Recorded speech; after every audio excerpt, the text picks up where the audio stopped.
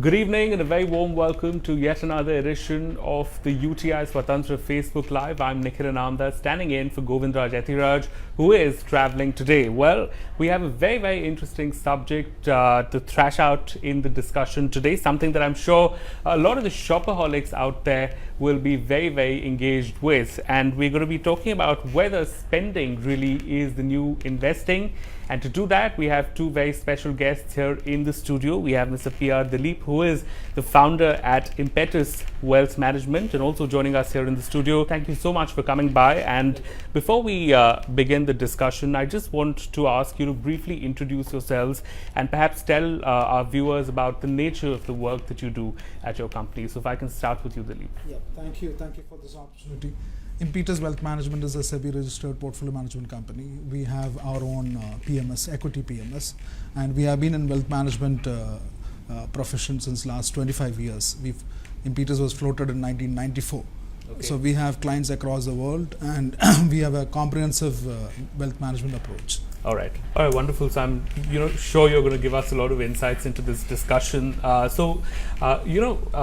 Just as research before I actually, started off with how to approach this topic, and I was taking a look at India's household debt and how that's grown at an annualized rate in the past 5 years, and we've seen about a 13% increase year on year. So essentially we're spending a lot. We're spending on everything from vehicles to houses to credit cards, personal growth, personal loans, I beg your pardon. I mean, this is a country that's been known as a country of savers. Are we now also gradually becoming a country of big spenders? And if I can start with you, Dilip. Yeah, as the per capita income of a particular country, any country goes above, say, $2,300 per person, then the aspirational buying kicks in. So far we have been actually seeing only the buying for necessity. Now we are slowly crossing that benchmark, and we are moving towards aspirational buying. The discretionary stuff. Absolutely. Yeah. So that's why from a bike to a big four-wheeler to a better four-wheeler, a small home to a bigger home. And we spent a lot of money now in education and healthcare. So a lot of, the kind of expenditure what you used to see in educational expenses, today it is touching the roof. That's because there are customers, there is a demand for that. So it's also part of your aspirational buying. You want your child to be better educated in a better quality education institution, so we are willing to pay a premium. So in India, the aspirational buying is kicked in. Definitely. And that's what you can see. Right. So, want to elaborate a bit on that, this whole idea of sort of, spending as the new investing, and perhaps differentiate between good and bad spending. Yeah.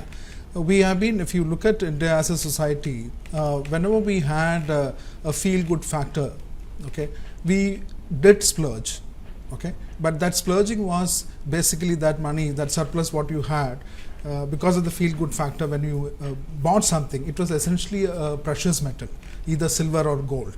So if you look at the thought process behind it, you are not suppressing your splurging urge, you are letting it out, but you are buying a asset class which can be repositioned or redeployed later.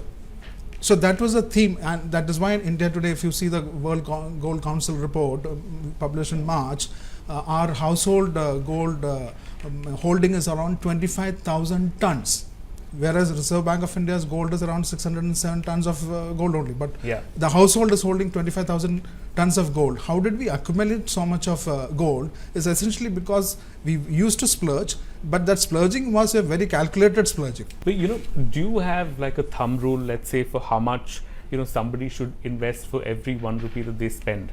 I mean, how does one balance between investing and spending? Of course, you need to have a plan, but are there any sort of thumb rules that you go by? See, it will be very interesting to actually draw a parallel between a wise individual and a well-run company. Yeah. If you look at the way a well-run company deploys its financial resources, majority of that goes towards long-term asset creation, whether it is plant and machinery, a brand or brand building, marketing strategy, etc. And then you have another portion which is meant for working capital, which will include raw material purchase, salary, and other overheads. Now the raw material and the salary may not be under the control of the management, but the overheads can be controlled. So a smart management would always try to reduce and eliminate unwanted overheads and channelize that towards the creation of long-term assets. The same logic can be applied in an individual's life also. If you actually break down his expenditure and see where at all his money is going towards long-term asset creation and how much is going towards overheads where he himself is not having a control over, and if you can bring his attention to that and channelize that towards investments, it could be a small amount, but on a regular basis, what can happen is he can achieve much bigger goals with the same resources. If you actually out of impulsive buying decision, if you buy something or if you make a commitment, there are all chances that later you will actually regret. But if you have already bought a thing, there is no chance for you to reverse that transaction. But if you have channelized this unwanted spending into an investment like a mutual fund scheme, then you have a second opportunity to redeploy the same amount. All right, we're going to talk about the best avenues to actually set up that plan, but I want to pick up on that point you made earlier on gold. And a lot of people believe when they spend, essentially is that they're also doing a good investment, and this is particularly the case with women who buy gold. It's a myth. They believe that essentially they're buying something that is going to appreciate in value. But how valid is this argument? Correct. Is it a myth? Because essentially what I'm trying to ask is, are the returns that you get on something like gold suboptimal? Are they optimal? Can you invest in better instruments? Absolutely. Certainly we can.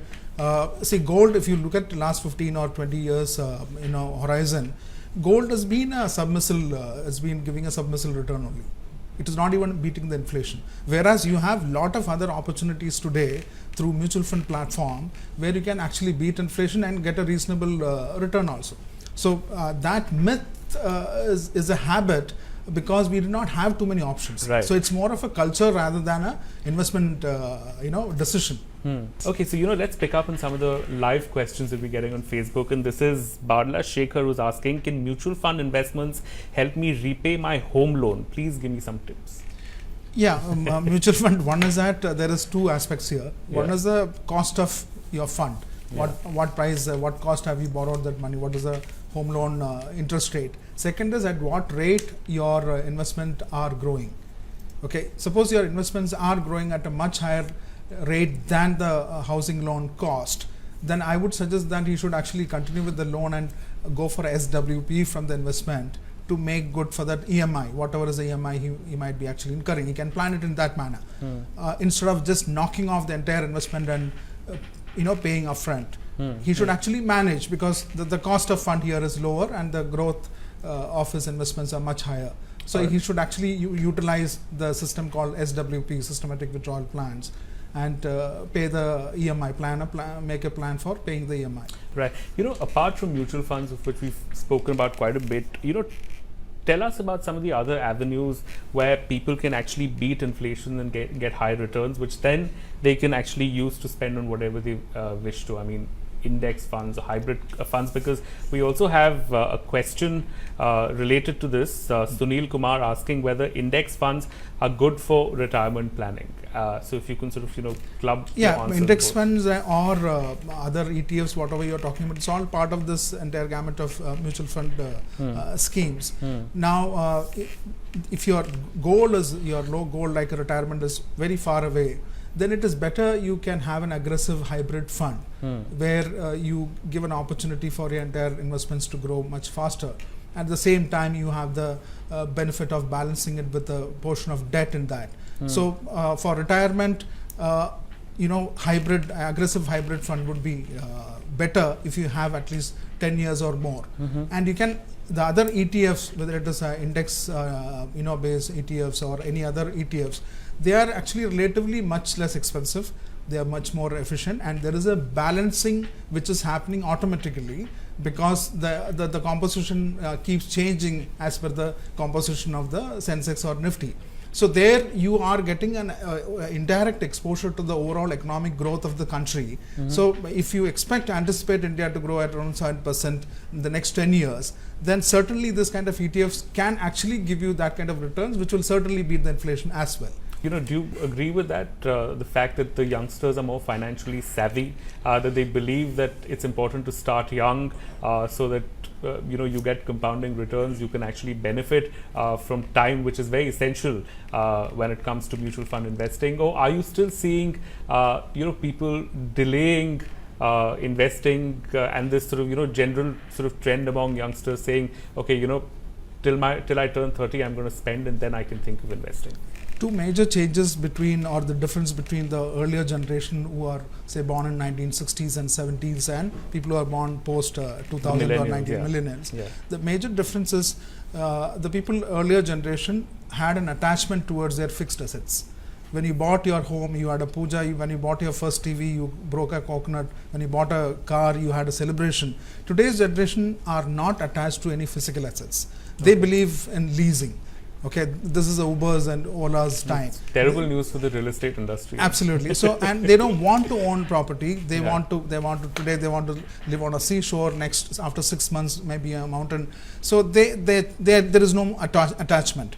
Second difference is the earlier generation had a stable profession or a job.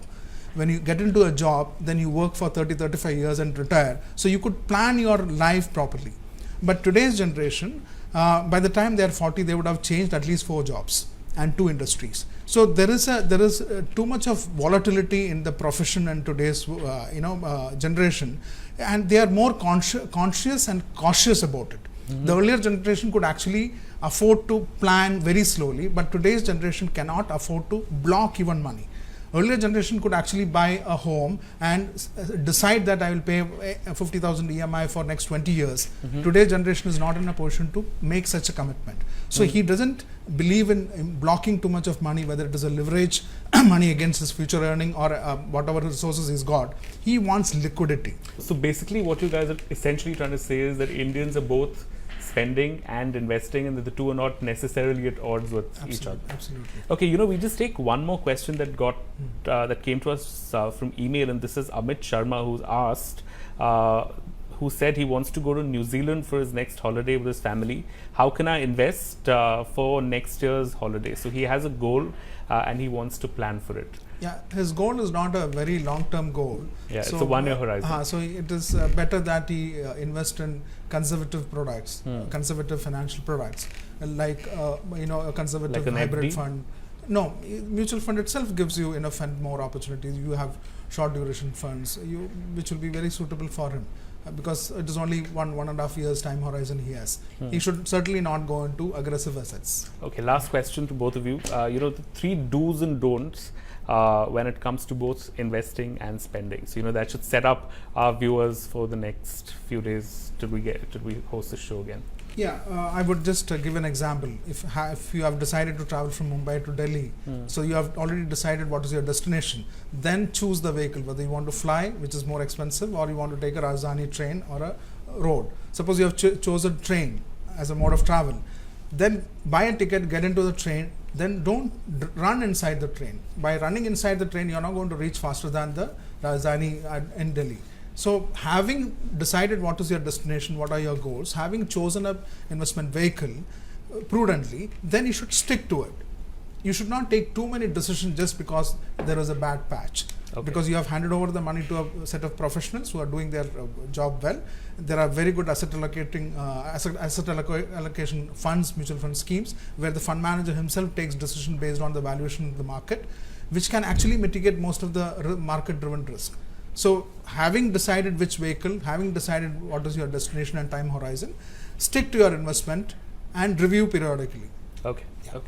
All right. So that's it then in this edition of the UTI Swatantra Facebook Live. We have a very interesting topic also coming up on the 20th of June at 5 p.m. And it's in fact pretty much sort of related to what we discussed today. Perhaps the next step to this discussion, budgeting in the age of splurging. So please do tune in on the 20th of June at 5 p.m. Thanks very much for watching. Thanks to our guests.